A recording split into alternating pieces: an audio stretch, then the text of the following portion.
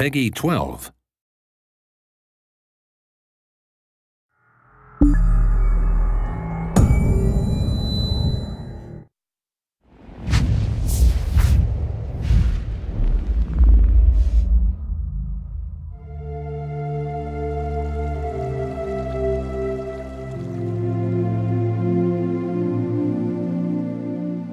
With the Elder Scrolls Online, we're bringing two different groups of players together. We got the Elder Scrolls crowd, which is used to great games like Skyrim and Oblivion and Morrowind and the older games. And then we have the MMO crowd, which is used to all the great MMOs from the last 15 years. We're bringing them all together into one great game, and we're really excited to tell you about it.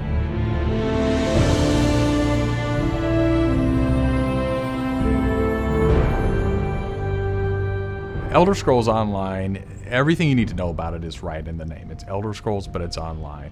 And when the team set out, they wanted to create strategic real-time combat. We wanted to create a lot of world immersion.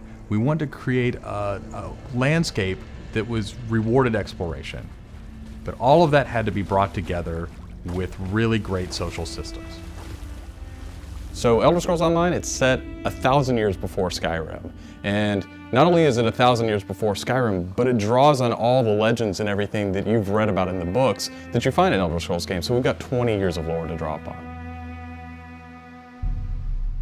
We made sure that Morrowind, Cyrodiil, and Skyrim feel like they do in Elder Scrolls 3, 4, and 5. The art style is right in line with those titles. Now you can explore all of Tamriel. You can return to places that you've seen before, and you can explore new places that you've never been.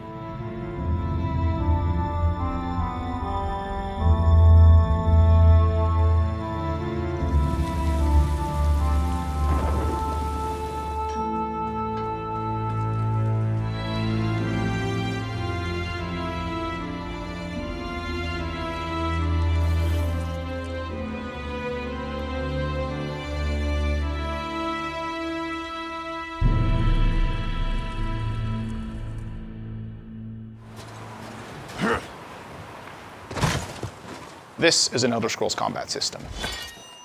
Moving your mouse will make you look around and aim your weapon. You can tap your left click to attack, hold it to power, hold your right click to block, and of course, sprinting, crouching, and sneaking around play a role.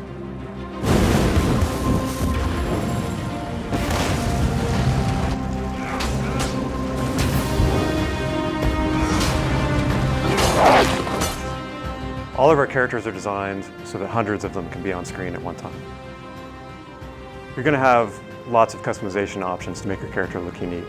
You'll find Dwarven armors, Daedric armors, Elven armors, basically all the types of armor styles and customization options that you expect from an Elder Scrolls game and the Elder Scrolls lore. By far the worst experience of any online game is at its launch, when you're trying to find your friends, you can't find people, you create a character on one shard, and then you find out everyone else is on another shard, and you have to move. That experience is not good. So we are not going to have shards. We have a technology we call Mega Server, where all players are on one server. So all your friends are right there, you just create a character, you click play, and you go.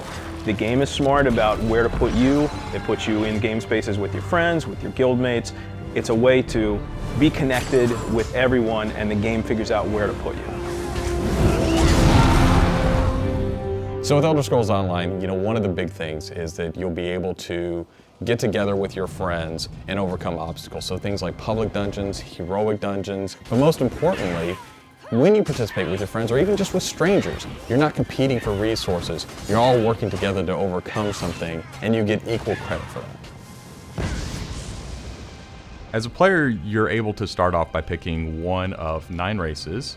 You'll be able to pick a class, so that's just the start though. From there, all of the choices you make with quests, all of the choices you make in which abilities you choose, which weapons you use, which armor you use, really help make your character stand out in the world. The basis for the customization system in Elder Scrolls Online is that you can use whatever weapon or armor type you actually want to use. You can play as a heavy armor character who's a tank, with bow, or you can play as a mage who uses a two-handed weapon, or you can play as a sneaky guy who runs around healing people.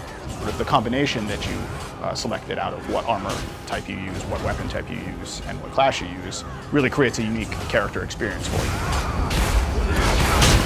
One of the things you're going to be able to do that's going to make you stand out is you have perks. For instance, perks allow you to become a werewolf or a vampire, or maybe even have special pets. But it's not just about that. There are other things like how you increase your stamina, how you increase your magic, or how you increase your health that really take you from your initial class choice, and it makes you stand out because you're saying, these are the things that are important to me. This is the way I want to play. This is the role I want to take in combat.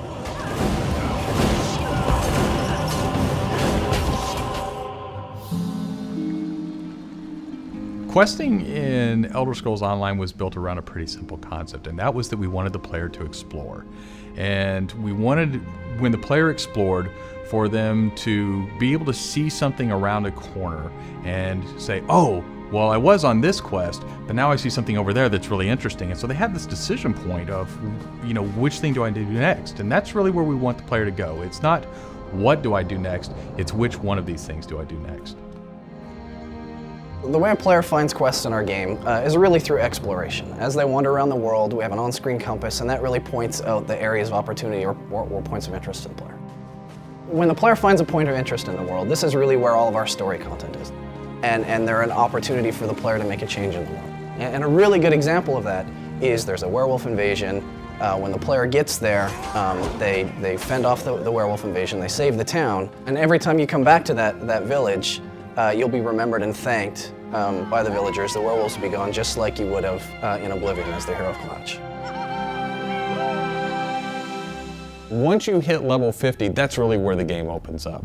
At this point, you're going into Cyrodiil to PvP, or you're deciding you want to go on a heroic raid with your guild and your friends, or maybe you might go into an adventure zone, which is our way of getting you into a zone where you can play solo, you can play with a small group, or you can play with a really large group to overcome obstacles.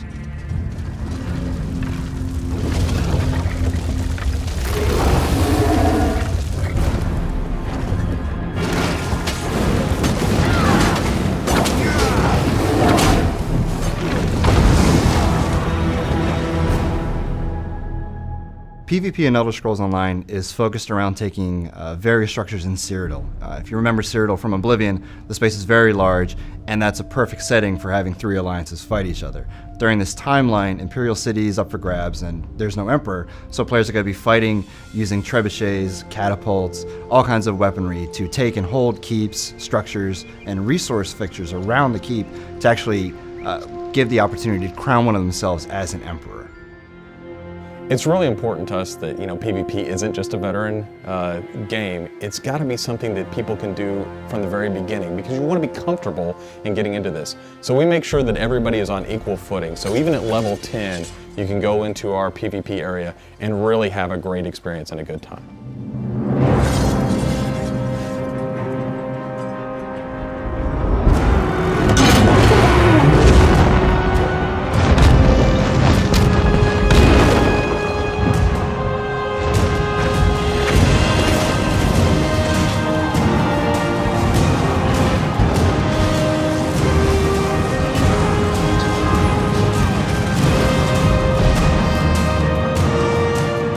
With a game the size of the Elder Scrolls Online, it's really hard to, in one demo, one presentation, one video, to list everything about the game.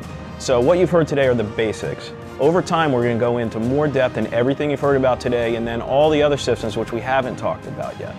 All these elements are going to come together and make Elder Scrolls Online the next great online RPG.